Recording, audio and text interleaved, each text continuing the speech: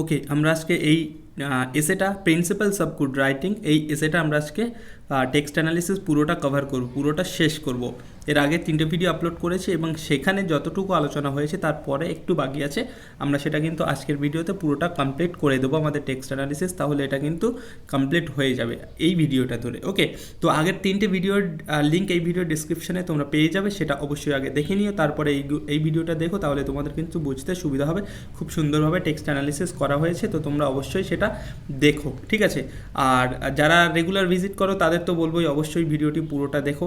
তো যাই হোক, আমরা আগের দিনে যতটা কমপ্লিট করেছিলাম তারপর থেকে শুরু করবো। এখানে কয়েকটি প্রিন্সিপালসের কথা বলেছেন হিল, ঠিক আছে, মানে একটা গুড রাইটিংয়ের জন্য কয়েকটি প্রিন্সিপালের কথা বলেছেন এবং সেগুলো কিন্তু আমরা ডিটেলসে আলোচনা করেছি আগের ভিডিওগুলোতে। এবার আজকে আমাদের যে পোর্শনটা, সেখানে কিন্তু মেনলি একটা এক্সাম্পল হিসেবে একটা লেটার তুলে দেওয়া হয়েছে, যেটা ডেভিড কপারফিল্ড থেকে। তো সেটা আমরা আজকে আলোচনা করব, ঠিক আছে। তো চলো দেখো। আর একটা কথা বলে দিই যে এর মধ্যে কিন্তু ইতিমধ্যে আমরা টেটের জন্য কিন্তু ক্লাস শুরু করে দিয়েছি, টেটের জন্য ক্লাস শুরু হয়ে গেছে, ঠিক আছে। তো অবশ্যই তোমরা সেই ভিডিওগুলো দেখো, কারণ দেখো তুমি কিন্তু টেট কোয়ালিফাই করলে তারপরে তোমাকে সাবজেক্ট দিতে দেবে, মানে সাবজেক্টে বসতে পারবে। তার আগে কিন্তু তুমি পারবে না। তো তোমাকে কিন্তু টেট কোয়ালিফাই করতেই হবে এবং টেট হবে, এটা শিওর, ঠিক আছে।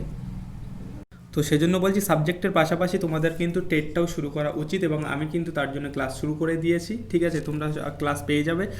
একটা অলরেডি ভিডিও আপলোড করেছি এবং এবার থেকে আমি ভিডিও আপলোড করতে থাকবো। তো তোমরা সেগুলো কিন্তু নিয়মিত রেগুলার দেখবে তোমরা, তাহলে কিন্তু তোমাদের অনেক হেল্প হবে। এবং এখানে যে প্রশ্নগুলো করবো খুবই ইম্পর্টেন্ট যেসব প্রশ্নগুলো হবে, ঠিক আছে, বিগত সালের যেসব প্রশ্ন আছে সেগুলো করবো এবং খুবই ইম্পর্টেন্ট যেসব প্রশ্নগুলো আছে সেগুলো আমরা কিন্তু করব। তো দেখো, আমরা আগের দিনের ভিডিওতে এতটা কমপ্লিট করেছিলাম। স্পেশাল ট্রিটমেন্ট বলতে কি বুঝিয়েছেন হিল, সেই জার্মানিতে যখন হিটলার ছিলেন তখন স্পেশাল ট্রিটমেন্ট টার্মটা ইউজ করা হতো, তো কী বুঝিয়েছেন আমি আগের দিনে বলেছিলাম, জাস্ট সে বিষয়ে আর যাচ্ছি না। তো আমরা কিন্তু এখানে অ্যাকচুয়ালি স্পেশাল ট্রিটমেন্ট বলতে তাদেরকে মানে হিটলার প্রচণ্ড কী করতেন, মানে মেন্টালি অ্যান্ড ফিজিক্যালি টর্চার করতেন, সেটাই অ্যাকচুয়ালি মিন করছে। তো এখানে দেখো আমরা শুরু করছি আমাদের আজকে টেক্সট অ্যানালিসিস এখান থেকে। এবং এখানে কি বলছে here is an example taken from Dickens novel David Copperfield. তো এখানে একটা কি হচ্ছে, ডেভিড কপারফিল্ড চার্লস ডিকেন্সের একটা বিখ্যাত নভেল। চার্লস ডিকেন্স একজন নামকরা নভেলিস্ট, তো তার একটা নভেল যেটা কিনা ডেভিড কপারফিল্ড, ঠিক আছে। এখানে স্পেলিংটা মানে ঠিকঠাক পড়েনি, যাই হোক ঠিক করে নিই, এটা David Copperfield of short things to be avoid, কিছু থিংস, এবং সেই যে লেটারটা এখানে তুলে দেওয়া হয়েছে এক্সাম্পল হিসেবে, সেই লেটার থেকে কিছু থিংসকে অ্যাভয়েড করার কথা বলেছেন হিল। কী কী সেই জিনিসগুলো, চলো আমরা আগে লেটারটা দেখো। এখানে লেটারটা আমাদের সামনে দিয়েছে এবং তারপরে কিন্তু হিল দেখিয়েছে যে এই লেটারটির পরিবর্তে কিভাবে সহজেই লেটারটি লেখা যায়। তো সেটা পরে আসে, আমাদের আগে এটা পড়তে হবে, তারপরে সেই লেটারটা আছে। তো চলো আমরা এখানে শুরু করি, দেখি কি বলা হচ্ছে লেটারটিতে। তো এখানে একটা লেটার লিখছেন একজন আরেকজনকে উদ্দেশ্য করে, এবং এটা কিন্তু লেটারটা ডেভিড কপারফিল্ড থেকে নেওয়া, চার্লস ডিকেন্সের নভেল, ঠিক আছে। তো দেখো কি বলছে মাই ডিয়ার স্যার। এখানে এই লেটারটা কিন্তু অ্যাকচুয়ালি লেখা হচ্ছে কাকে, ডেভিড কপারফিল্ডে। এবং ডেভিড কপারফিল্ড এটা কিন্তু একটা অটোবায়োগ্রাফিক্যাল নোবেল। এই ডেভিড কপারফিল্ডের সঙ্গে কিন্তু চার্লস ডিকেন্সের কিন্তু অনেকটা মিল আছে, এবং সেখানে তিনি দেখিয়েছেন ডেভিড কপারফিল্ডে তার শৈশব জীবন, ঠিক আছে, মানে পুরো তার লাইফটা কেমন ছিল সবটাই কিন্তু সেখানে দেখিয়েছে। তো এটাকে অটোবায়োগ্রাফিক্যাল নোবেল বলতে বলা যায়, ঠিক আছে। তো দেখো এখানে কি বলছে, my dear sir years have elapsed means, এখানে দেখো এই লেটারটার মধ্যে কয়েকটা কিন্তু খুব কঠিন এবং জটিল কয়েকটি ওয়ার্ড তোমরা পেয়ে যাবে। ইয়ার্স হ্যাভ এল্যাপসড মিনস হচ্ছে অতিবাহিত করা, অনেক বছর কেটে গেছে। Since I had an opportunity of ocularly pursuing the lineaments. কী বলছে মিনিংটা বোঝো, লাইন অ্যামেন্টস মানে হচ্ছে কোনো কিছুর ক্যারেক্টারিস্টিক আমরা বোঝাই, সেটাকে আমরা বোঝাই। তো এখানে অ্যাকচুয়ালি লাইন অ্যামেন্টস মানে কি, চেহারার কথা বলা হচ্ছে, মুখমণ্ডল বা চেহারার কথা বলা হচ্ছে, যেটাকে অ্যাকচুয়ালি ক্যারেক্টারিস্টিক বলা হয়। তো একজন মানুষের কিন্তু সেই মুখ দেখলেই কিন্তু তার ক্যারেক্টারিস্টিকটা অনেকটা বোঝা যায়। তো সেই অর্থে লাইন অ্যামেন্টস কথাটি বলা হচ্ছে। তো কি বলছে, আর অকুলারলি মানে কি, অকুলারলি মানে হচ্ছে নোন, অকুলারলি মানে হচ্ছে নোন। তো এখানে অ্যাকচুয়ালি মিনিংটা এরকম যে কী বলছে, আই হ্যাড অ্যান অপরচুনিটি, আমার একটা অপরচুনিটি ছিল অনেক বছর আগে, তারপর থেকে অনেক বছর কেটে গিয়েছে। কিসের অপরচুনিটি ছিল? তোমার সঙ্গে দেখা করার, তোমার সঙ্গে তোমার দেখা পাওয়ার বা তোমার সাক্ষাৎ পাওয়ার একটা অপরচুনিটি আমার ছিল, এবং সেটা কিন্তু অনেক বছর আগে। তাই বলছে years have elapsed since I had an opportunity. ঠিক আছে, তো এটা একটা দেখা করার তার সুযোগ ছিল, এবং তারপর থেকে কিন্তু অনেক বছর কেটে গেছে। Now familiar to the imagination of a considerable portion of the ওয়ানলাইজড ওয়ার্ল্ড, সরি এটা ওয়ানলাইজড হবে না, এখানে কিছু ভুল আছে পিডিএফটাতে। Okay, let me check it. Okay, এটা সিভিলাইজড হবে, সিভিলাইজড ওয়ার্ল্ড। ওকে, তো কী বলছে, বলছে now now familiar to the imagination of a considerable portion of civilized world. তো তুমি এখন এখন you are a famous person, যাকে চিঠি লিখছে তাকে বলছে তুমি এখন ফেমাস পারসন হয়ে গেছো, এবং তুমি হচ্ছে কি একটা না সিভিলাইজড ওয়ার্ল্ডের একটা বড় পোর্শন হয়ে গেছো, মানে একটা কি সিভিলাইজড ওয়ার্ল্ডের তুমি একটা নাম করা এবং খ্যাতিনামা ব্যক্তি হয়ে গেছো। বাট মাই ডিয়ার স্যার, এটা স্যার হবে, কত ভুল দেখেছো। বাট মাই ডিয়ার স্যার, দো এনক্রান্সড বাই ফোর্স অফ এনক্রান্সড, সরি এটাও ভুল আছে, এটা এনক্রান্সড হবে না, এটা হবে এস্ট্রেঞ্জেস্ট, ESTRANGED, স্ট্রেঞ্জ। ঠিক আছে, স্ট্রেঞ্জ মিনস মানে separated. But my dear sir, though separated, যদিও আমরা সেপারেটেড হয়েছিলাম, by the force of circumstance over which I have had no control, from the no control for the personal society of the friend and companion of my youth। ঠিক আছে, এখানে মাই youth হবে।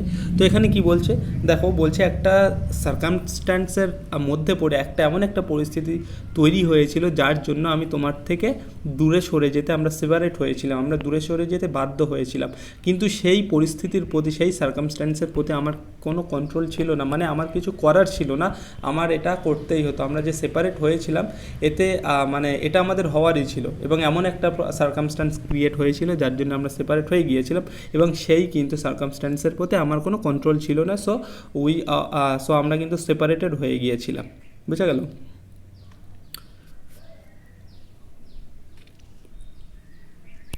তারপরে কি বলছে,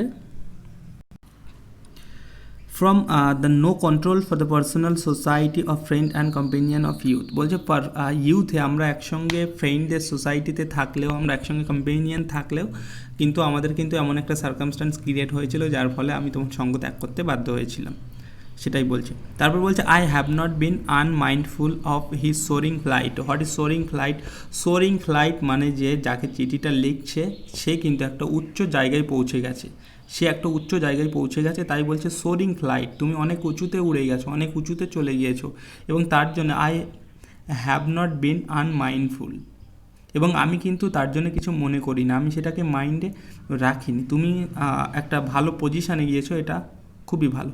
নর I have been debarred from participating in the intellectual feast he has spread before us. Nor I have বিন ডিভার্ড মানে কি বঞ্চিত, এবং আমি কিন্তু বঞ্চিত হইনি কিসের থেকে? From participating in the intellectual feast he has spread before us. তো তারা কিন্তু এখানে দেখো বলছে আমি তোমার সেই ইন্টেলেকচুয়াল ফিস্ট থেকে কিন্তু কোনো রকম বঞ্চিত হয়নি। এখানে ইন্টেলেকচুয়াল ফিস্ট বলতে কি বোঝানো হয়েছে? ইন্টেলেকচুয়াল ফিস্ট বলতে কিন্তু what is intellectual feast? Intellectual feast বলতে রিচ এনজয়মেন্ট, যেটাকে বলা হয়েছে রিচ এনজয়মেন্ট বা satisfaction of mind. Actually feast মানে কি আমরা জানি নৈশ ভোজ করে, একটা ভোজ পার্টি, বাট এখানে কিন্তু ইন্টেলেকচুয়াল ফিস্ট বলতে কি বলা হচ্ছে rich enjoyment of a mind অথবা স্যাটিসফ্যাকশন অফ আ মাইন্ড। তো কী বলছে? বলছে তোমার সঙ্গে থাকার ফলে, ঘনিষ্ঠতার ফলে আমরা যখন ইউথে ছিলাম আমাদের মধ্যে কিন্তু একটা স্যাটিসফ্যাকশন বা এই রিচ এনজয়মেন্ট ছিল, এবং তার থেকে কিন্তু আমি কোনো রকম বঞ্চিত হইনি। নর আই হ্যাভ বিন ডেভার্ড মানে কিন্তু বঞ্চিত। Got it? তারপরে দেখো I can not therefore allow of the departure from this palace of an individual hmm we mutually respect and steam প্রায় একই জিনিস। স্টিমও মানে শ্রদ্ধা করা। তো কি বলছে? বলছে I cannot therefore allow, of the departure মানে প্রস্থান করা। তো এই যে তাদের মধ্যে সেপারেশনটা হয়েছিল, তারা যে সেপারেটেড হয়েছিল, বলছে আমরা যারা মিউচুয়ালি ফ্রেন্ড হই এবং যাদেরকে আমরা রেসপেক্ট করি বা সম্মান করি, তাদের সঙ্গে আমাদের যে এই যে ডিপার্চার, এই যে সেপারেশন, এটাকে আমি অ্যালাউ করি না, এটাকে আমরা কেউ অ্যালাউ করি না, এটাকে পছন্দ করি না আমরা। Without my dear sir taking this public opportunity of thanking you on my own behalf and my undertake to add। তো এখানে কি বলছে আমি তার কি হয়েছে, my dear sir taking this public opportunity of thanking you on my own behalf, এবং আমি তোমাকে থ্যাঙ্কিং ইউ, আমি তোমাকে ধন্যবাদ জানাতে চাই, and may undertake to add on that of the whole of the inhabitants of Port Middle Bay for the grandification what is ওকে, হ্যাঁ এটাও একটু চেক করতে হবে। আচ্ছা, গ্র্যাটিফিকেশন হবে এটা, ঠিক আছে। তো এটা হচ্ছে গ্র্যাটিফিকেশন। কি বলছে একটা এই যে মিডল্যান্ড বে, এটা একটা জায়গার নাম, পোর্ট অফ মিডল্যান্ড, ঠিক আছে, এটা একটা জায়গার নাম। তো এখানকার লোকজনদের হয়ে সেও কিন্তু এবং নিজের থেকে কিন্তু তার সেই স্যারকে রেসপেক্ট জানাচ্ছে এবং তাকে থ্যাংক ইউ জানাচ্ছে, ঠিক আছে। For the gratification of which you are ministering agent মানে এখানে মিনিস্টারিং এজেন্ট মানে কি, সমাজের একটা কোনো উচ্চপদস্থ একটা ব্যক্তি উচ্চপদস্থ জায়গায় পৌঁছে গেছে সেরকম বোঝাচ্ছে। তো তুমি এই যে একটা উচ্চপদস্থ জায়গায় পৌঁছে গেছো, তো সেই জন্য কিন্তু আমরা এই যে পোর্ট অফ মিডল বে, এখানকার ইনহ্যাবিটেন্টস, এখানকার যারা লোকজন আছি তারা এবং আমার পক্ষ থেকে তোমাকে আমরা ধন্যবাদ জানাই, থ্যাঙ্কস জানাই। Go on my dear sir, এগিয়ে চলুন আমার my dear sir, you are not unknown here, আপনি তো এখানে আননোন নন, আপনি এখানে because you are a famous person, you are so familiar, you are not unappreciated, এবং এখানে যে তোমাকে অ্যাপ্রিসিয়েট করা হয় না সেটাও না। দাও রিমোট উই আর, যদিও আমরা এখানে রিমোট মানে কি আলাদা হয়ে গেছি, যদিও আমরা আলাদা হয়ে গেছি, উই আর নাইদার আনফ্রেন্ডেড, বাট আমরা কিন্তু এখন আনফ্রেন্ড হয়নি, যদিও আমাদের মধ্যে রিমোট মানে কি দূরত্ব বেড়ে গেছে, বাট আমরা কিন্তু আনফ্রেন্ড হয়নি, ম্লান কলি, এবং আমরা কিন্তু মন মরা হয়নি। নর মে অ্যাড স্লো, এবং আমাদের কিন্তু এই যে রিলেশনশিপের মধ্যে একটা স্লোনেস চলে এসছে আমাদের এই যে সেপারেশনের ফলে, বাট অ্যাকচুয়ালি মানে কি বলছে যে আমাদের যে এই যে সেপারেশনের ফলে কিছুটা হয়তো আমাদের সঙ্গে কথাবার্তা কমে গেছে, আমাদের দেখাশোনা হয় না, কিন্তু আমরা কিন্তু এখন আনফ্রেন্ড হয়নি, বোঝা গেল। গো on my dear sir in your eagle course, তুমি স্যার আপনি এগিয়ে যান ইন ইউর ইগল কোর্স বলতে একটা ইগলের যে মুভমেন্ট সেটাকে বলা হচ্ছে। তো বলছে আপনি সেই ইগলের ফোর্সে এগিয়ে যান সামনের দিকে, ঠিক আছে। The inhabitants of Port Middle Bay may at least aspire to watch it with delight, with entertainment, it instruction, এবং এই যে মিডিল ওয়ে আপনি এগিয়ে যান, এবং এটা একটা এই যে মিডিল ওয়ের যে পোর্ট মিডিল ওয়ের যে মানুষদের কাছে, তাদের কাছে এটা একটা ইন্সপিরেশন হবে, আপনি একটা ইন্সপিরেশন হয়ে দাঁড়াবেন, এবং তারা এটা দেখবে এবং এটা দেখে তারা ডিলাইট, আনন্দ পাবে, এন্টারটেইন হবে, হ্যাঁ আনন্দ পাবে। Among the eyes elevated towards you from this end of the globe can be found while it has light and life. এই জায়গাটা দেখো একটুখানি, এখানে জাস্ট মিনিংটা হচ্ছে কি যে তুমি সবসময় আমার স্মরণে থাকবে বা আমি তোমাকে সবসময় মনে রাখবো, এটাকে বোঝানোর জন্য দেখো কত কঠিন একটা ওয়ার্ড ইউজ করেছে।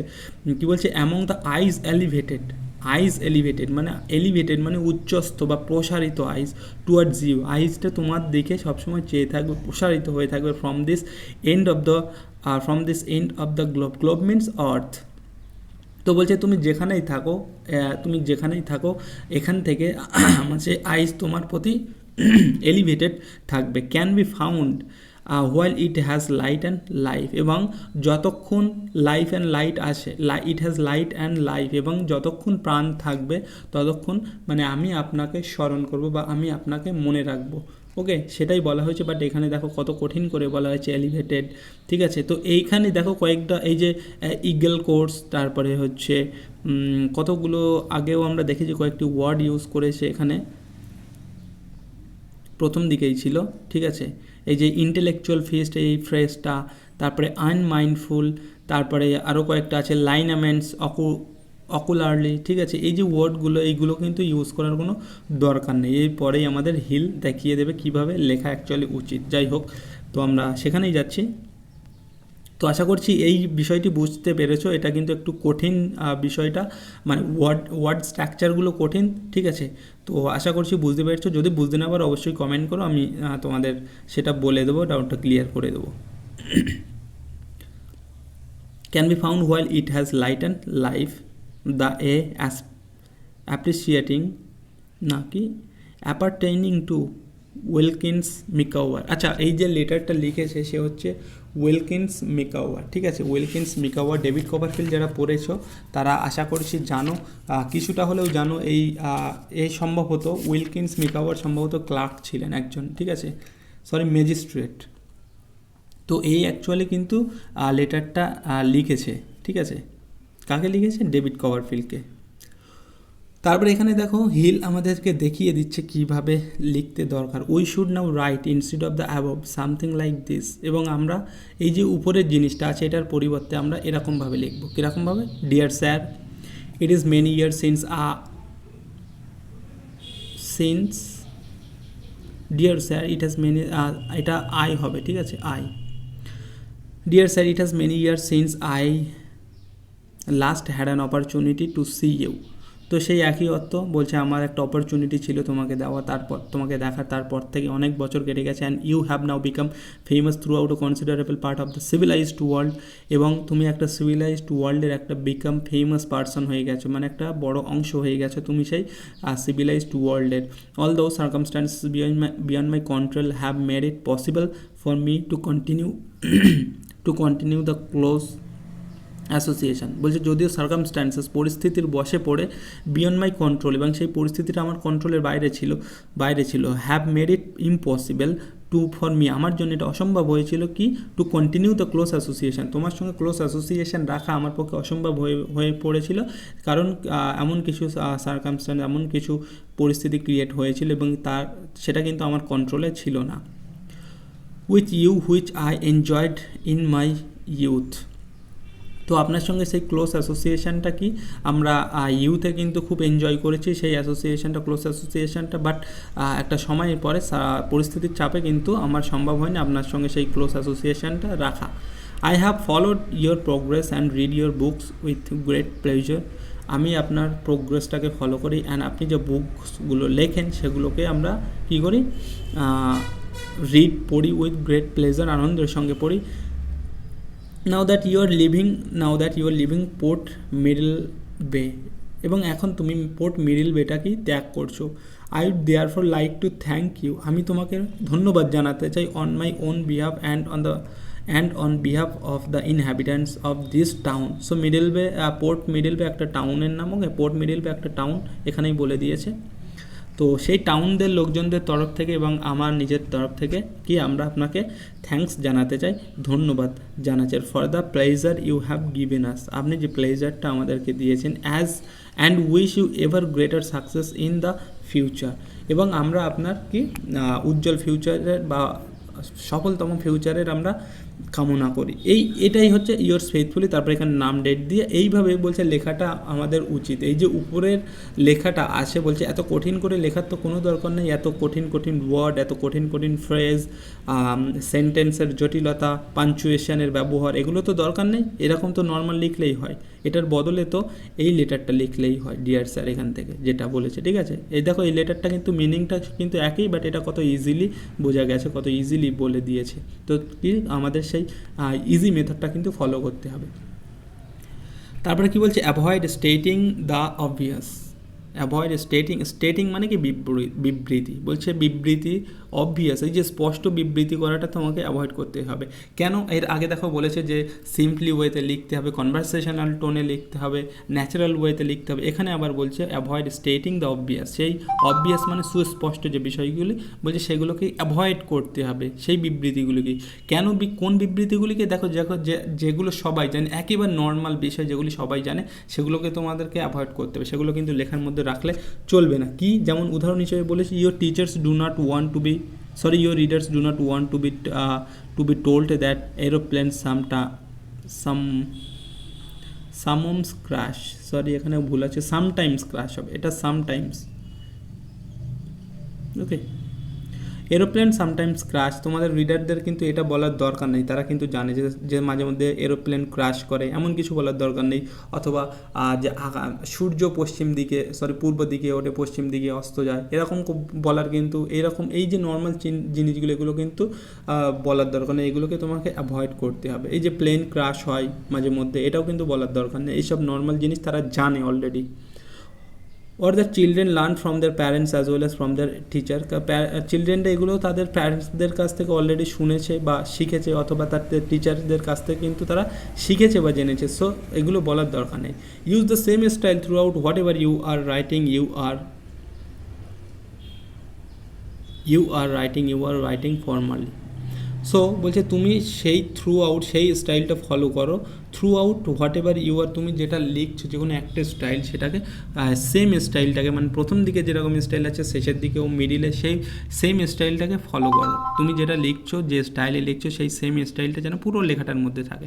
Do not introduce slang expression, এখানে হচ্ছে SLANG, স্ল্যাং এক্সপ্রেশন মানে কি অপভাষা, যেসব কটূক্তি যেসব, সেইগুলোকে ইন্ট্রোডিউস করবে না, সেইগুলোকে ইন্ট্রোডিউস করার দরকার নেই। And if you are writing in a conversational tone হবে, টোন কি অবস্থা, in a conversational tone do not, এবং তুমি যদি একটা কথোপকথনের আকারে বা ফ্র্যাঙ্কলি যদি কোনো কিছু লিখতে চাও, ডু নট ইন্ট্রোডিউস লিটারারি, সাহিত্যের যেসব বিষয়গুলো যেমন হচ্ছে যেমন রেটরিক, মিটার, সেগুলো কিন্তু ইউজ করার দরকার নেই। অর লার্নড এক্সপ্রেশন, অথবা সেই এক্সপ্রেশনগুলো যেগুলো তারা অলরেডি জানে। A mixture of style such as the following is absurd, এটা অ্যাবসার্ড হবে, ABSE ওয়ার্ডে। A mixture of style such as the follow is absurd, এবং এখানে আরেকটা এক্সাম্পল হিসেবে দিয়েছে, এবং তাদের মধ্যে বলছে কিছু স্টাইল আছে যেগুলো হচ্ছে অ্যাবসার্ড, অযৌক্তিক। কি বলছে? In the absence on the home leave of my books, না বুকস নয়, এটা বস হবে, বস, ইয়োর অ্যাপ্লিকেশন, এবং এখানে একটা কমাও হবে। কি বলছে? বলছে আমার বসের অনুপস্থিতিতে সে এখন বাড়িতে নেই, ঠিক আছে। In the absence of home leave of my boss leave করে গেছে, তো আপাতত সে বাড়িতে নেই, তো তার অনুপস্থিতিতে কী হচ্ছে, ইওর অ্যাপ্লিকেশন ফর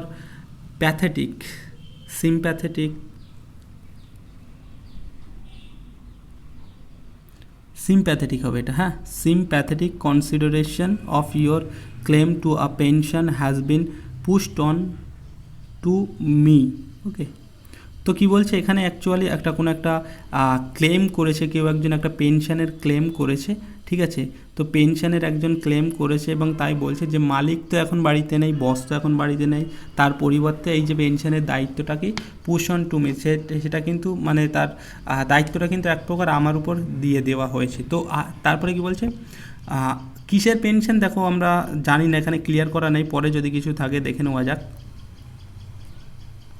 মানে এখানে কেউ একজন একটা পেনশনের জন্য ক্লেম করেছে, কিন্তু যার কাছে ক্লেম করেছে সেই মালিক বাড়িতে নেই, তার বস বাড়িতে নেই, তো তারই কোনো এক কর্মচারী হবে, সে কিন্তু বলছে যে সে বস বাড়িতে নেই, জাস্ট এটা আমার উপর দায়িত্ব দিয়েছে, তো যা দরকার আমিই করব। I had no alternative but to give it the thumbs down, এখানে থামস ডাউন হবে, ইয়েস হবে। থামস ডাউন মানে হচ্ছে কি, দেখো থামস ডাউন মানে এটা একটা কিন্তু স্ল্যাং ওয়ার্ড, এটা কিন্তু একটা স্ল্যাং ওয়ার্ড, মানে কি কিন্তু রিজেক্ট করা, ঠিক আছে, রিজেক্ট ইট, থামস ডাউন মানে রিজেক্ট ইট, এটা একটা স্ল্যাং ওয়ার্ড। তো কি বলছে, I had no alternative but to give in the thumbs down, তো আমাকে এটাকে রিজেক্ট করতেই হবে, এবং আমার কাছে কোনো বিকল্প পথ নেই। ওয়িং টু দ্য ফ্যাক্ট, এবং ফ্যাক্টটাকে আমরা যদি ফ্যাক্টটা ধরে চলি, কি ফ্যাক্টটা কি, that your old man and cease to be in the service of her majesty when he kicked the bucket, এই একটা ফ্রেজ, কিকড দ্য বাকেট, এটাও একটা স্ল্যাং ওয়ার্ড। এই যে কিকড দ্য বাকেট, ঠিক আছে, এটার মানে কিন্তু ডায়েট, ঠিক আছে। এই যে কিক দ্য বাকেট, এটার ওয়ার্ড মানে কিন্তু ডায়েট, তো এটা একটা স্লাং ওয়ার্ড। তো এখানে দেখো আমরা এটুকু বুঝতে পেরেছি যে একজন কোনো একটা ওল্ড ম্যান ছিল এবং সেই বাড়ির এই যে হার মেজেস্টি মানে সেই বাড়ির কোনো মালকিন আমরা যেটাকে বলতে পারি, তার কিন্তু কোনো সার্ভিসে কিন্তু কোনো এক বৃদ্ধ বা কোনো এক ম্যান তার সার্ভিসে মানে নিয়োজিত ছিল এবং সে কিন্তু মারা গেছে এবং তার হয়ে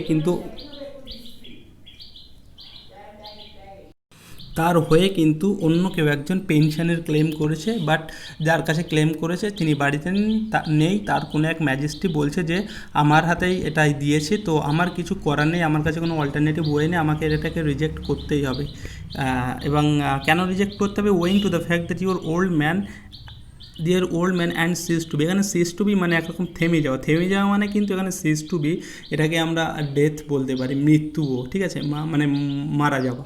সিজ to be in the service of her majesty, এবং এই বাড়ির যে মালকিনে যে সার্ভিসে যখন ছিল তখন সে মারা গেছে। When he kicked the bucket, যখন সে মানে কিকড দ্য বাকেট মানে আগেই বললাম যে ডায়েট, ঠিক আছে, মৃত। তো এই হচ্ছে বিষয়।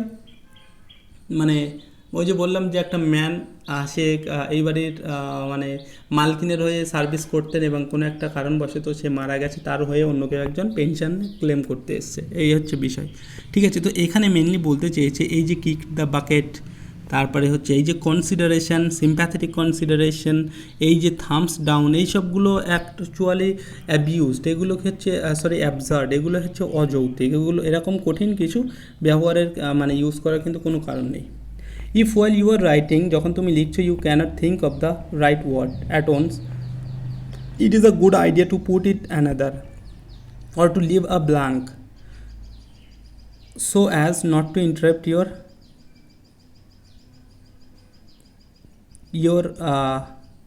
flow of thought, সরি এটা নাও না, এটা ফ্লো হবে, ওকে, এটা ফ্লো হবে, FLOW। তো এখানে কি বলছে যখন তুমি লিখছো, সাপোজ তুমি একটা কিছু লিখতে বসেছো, কিন্তু তুমি যখন লিখতে ধরো কোথাও একটা ওয়ার্ড লিখতে হবে, একটা ইম্পর্টেন্ট ওয়ার্ড লিখতে হবে, তুমি সেটা মনে করতে পারছো না, কিন্তু তুমি সেই জায়গাটা যখন মনে করতে পারছো না, সেখানে সেই ওয়ার্ডের পরিবর্তে তুমি একটা অন্য ওয়ার্ড ইউজ করে দাও। তাও যদি না পারো, তুমি সেই জায়গাটাকে কিন্তু ব্ল্যাঙ্ক রেখে চলে যাও মানে এগিয়ে যাও, পরে সেখানে একটা ওয়ার্ড বসিয়ে দেবে।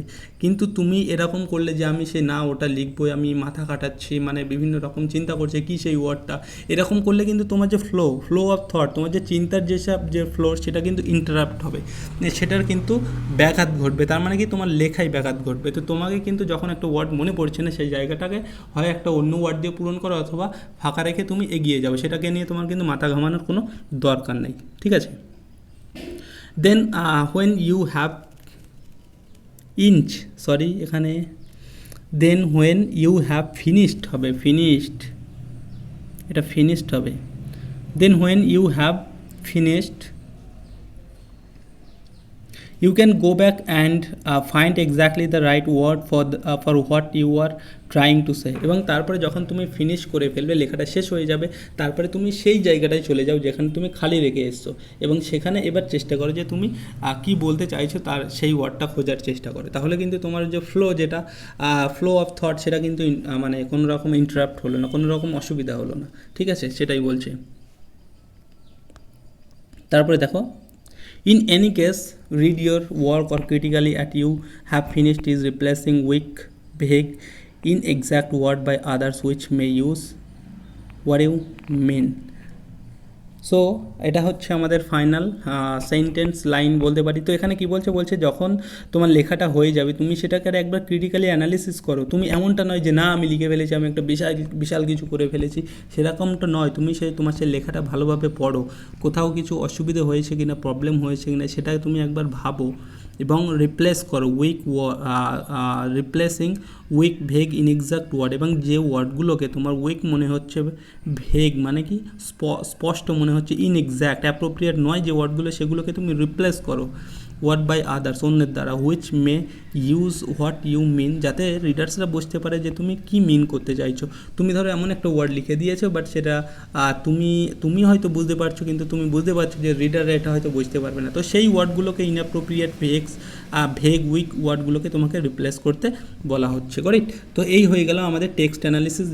যাই হোক ভিডিওটি সেই অনেকটাই বড় হয়ে গেল। দেখো কিছু করার নেই, আমি কিন্তু তোমাদের টেক্সটটার উপরেই সবসময় বলেছি ফোকাস করতে। টেক্সটটা ভালোভাবে পড়লে আই থিঙ্ক কোনো অসুবিধা হবে না। তো আমি যেহেতু একটু মানে প্রচুর এক্সপ্লেনেশনটা আর কি বাড়িয়েই করি, তো যার ফলে ভিডিওগুলো বড় বড় হয়ে যায়। তোমাদের আশা করি অসুবিধা হবে না, মানে টেক্সটটা বোঝার জন্য অসুবিধা হবে না, যার জন্য একটু ভিডিওগুলো বড় হয়ে যায়। তো আমি ইচ্ছা করলে মানে কিছু কিছু জাস্ট একটু ওভারঅল বলে দিয়ে চলে যেতে পারতাম, বাট সেটা করলে তোমাদের হয়তো পুরো ধারণাটা ক্লিয়ার হবে না, তার জন্য এটা করা। তো অবশ্যই তোমরা একটু সেটা কনসিডার করে নিও, মানিয়ে নিও, ভিডিওটা পুরোটা দেখো, আশা করি হেল্প হবে। এবং যারা দেখেছো অবশ্যই ভিডিওটিতে একটি লাইক করে দিও, কমেন্ট করো। আর একটা রিকোয়েস্ট যে তোমরা একটু ভিডিওগুলো শেয়ার করো, বন্ধুদের সঙ্গে শেয়ার করো, তাহলে কিন্তু আমার একটু হেল্প হবে। ওকে, তো এখানেই আজকের ভিডিও শেষ করছি, দেখা হচ্ছে পরের ভিডিওতে। এবং কোশ্চেন অ্যান্সার তো অলরেডি থাকবে, কোশ্চেন অ্যান্সার থেকেও কোশ্চেন অ্যান্সারের কিন্তু এখান থেকে প্রচুর কোশ্চেন আসে, কোশ্চেন অ্যান্সার আমি তোমাদের জন্য ভিডিও আপলোড করতে থাকবো, তো তোমরা কিন্তু সেগুলোও দেখতে থেকো।